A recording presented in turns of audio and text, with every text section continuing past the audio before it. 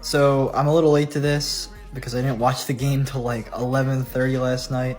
But I want to talk about the absolute tomfoolery that went on in the Lakers-Sixers game last night. The Sixers actually did win this overtime game, unlike against the Rockets. We did get the win, but the choke job in the final 5 minutes was astounding from the Sixers. I mean, the amount of turnovers and the free throws we were able to give the Lakers down the stretch was just ridiculous, but I don't know. I feel like we played well for like 85% of that game. We were clearly the better team, and yet we just almost sold the game somehow. But then, of course, in overtime, we took hold and won the game. I mean, the inbounds play to Embiid that gets stolen, and then we foul Austin Reeves, and then somehow he doesn't make all three free throws. So then they wind up getting that.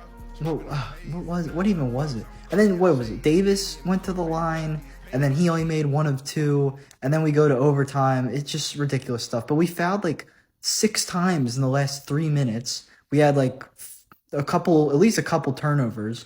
Embiid had 7 turnovers in this game. I've been praising his improvements as a creator, as a passer, and he played great last night. Once again, offensively, you can't deny what he's doing. He had another 30-plus point game, but I don't know. That was a step backward in that direction, but Embiid did a good job against Anthony Davis for the most part, like he always does. Davis wound up with a nice stat line. I thought he played well, but certainly not the dominant force he's been over the past few games coming into this game. So I was happy with that. My guy Melton continues to be an absolute stud. One of the better trades Daryl Morey's made in his time here, obviously outside of the Harden deal. I mean, 7 steals, 8 3-pointers. A career performance for Melton. That was awesome to see. Harden, second game back from the injury, looked a lot better.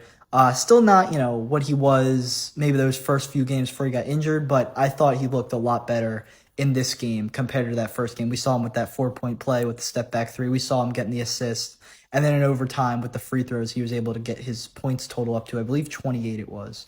So overall, a good effort for the Sixers mostly. Almost blew the game. Doc Rivers, people are saying this should get Doc Rivers fired. I mean, obviously I want Doc Rivers fired, but I don't know if you can fire him.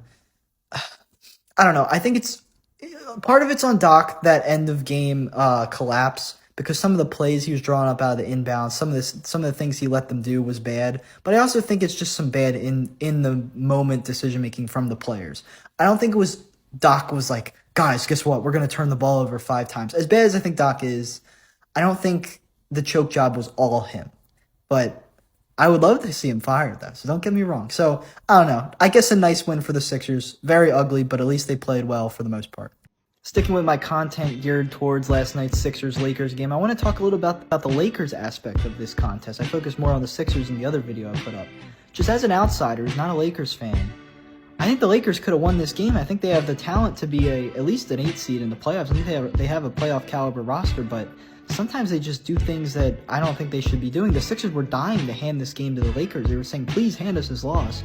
And the Lakers just kind of weren't able to follow through and win. So the first thing I noticed was LeBron, he settles for threes more than ever now. And I'm not saying LeBron can't shoot threes. I know this season he's having a tough time, but just in general, LeBron's been able to make threes for most of his career. I'm not saying he shouldn't shoot.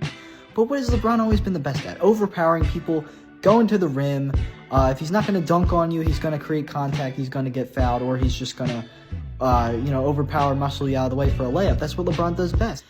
LeBron could have done that a lot more last night, but he settled a lot of times. And to me, if the Lakers want to succeed this year, they just have to embrace who they are, and that's kind of an older style basketball team. Anthony Davis is doing that right now because we've seen him settle for jumpers a lot less than he has over the previous 2 seasons. He's gotten back to, he's accepted his role as a center. He's no longer asking the Lakers to start Dwight Howard or in this year's team, Damian Jones at center. He's taken on that role. He's shooting mostly in the paint, or he's certainly not shooting as many threes, and it's working. He's been dominant. And last night, he wasn't dominant, but he still had a pretty good game, even going against a force like Embiid, who normally does well against him defensively. So I thought Davis played one of his better games I've seen him play against the Sixers, and he's been playing great. I think LeBron needs to do a similar thing and just kind of shift his game. The Lakers might just have to play inside the arc, more or less.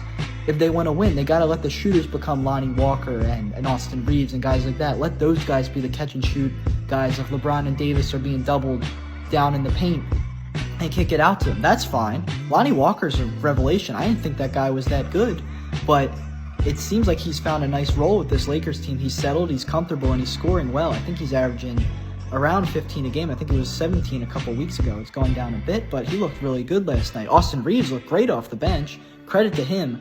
But I think the Lakers stars, Westbrook as well, but Westbrook's kind of a different conversation because it's hard to know like if he's going to accept a certain role or not. But I think the three Lakers, the biggest names on the Lakers, they got to play inside the paint because they kind of did that in the bubble. I mean, they went towards the bigs, whether it was Davis or JaVale or Dwight, and then you have LeBron as well at times going to the hoop. So I think that's the key for this Lakers team. That's how they're going to succeed offensively because they've had some nice runs against the Sixers. We let them go on some runs, let them get back in the game. I'm not even talking about the last 5 minutes. That was more the Sixers just playing sloppy. But I'm talking the middle of the game. Like Sixers would go on a 10-0 run, then the Lakers would bounce back with a 10-0 run of their own. So I think they found something in this game, but they just kind of couldn't get it done. They're just an atrocious three-point shooting team. And, maybe cutting down on the threes, I'm not saying that's going to win them a title because you got to be able to shoot consistently if you're going to win the title in this day and age. But maybe they can sneak into the playoffs if they cut down on their three-point shooting. Maybe they'll be able to beat at least some team. So that's just my thoughts watching the Lakers.